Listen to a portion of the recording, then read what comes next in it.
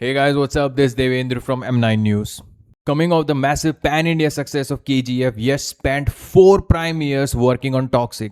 Going by his confidence and speeches across India, he clearly expected another KGF level reception.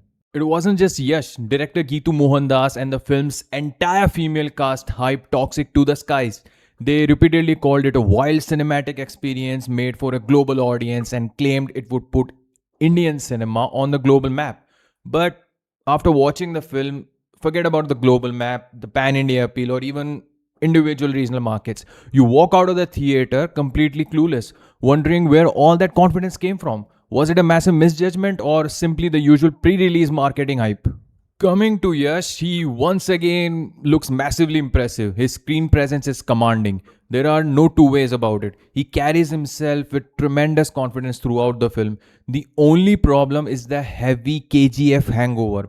From his costumes and body language to his dialogue delivery, everything makes it feel like Rocky Bhai walked straight out of the KGF sets and entered the world of Toxic. It is difficult to see Raya as a completely new character. Surprisingly, Nayanthara, one of the film's most hyped stars, makes very little impact. Her character is flat and lifeless, while her usually strong screen presence lacks charm here. Kiara Advani was also heavily promoted before the film's release, and it is easy to understand why. She gets a role with some scope to perform and does what is required. However, neither the character nor the performance makes the film more engaging or elevates the overall experience.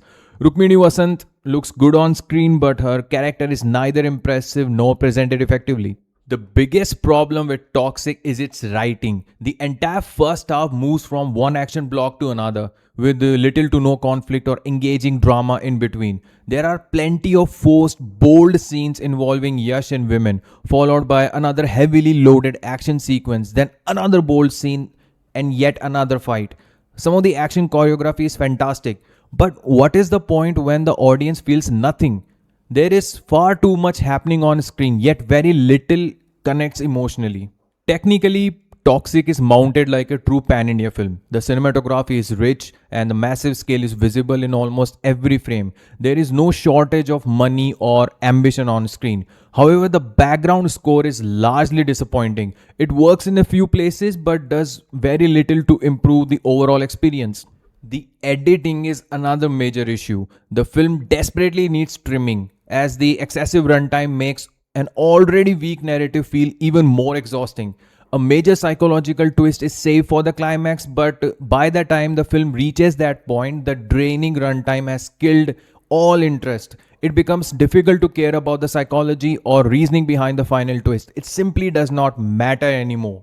Unfortunately, the entire experience feels truly toxic.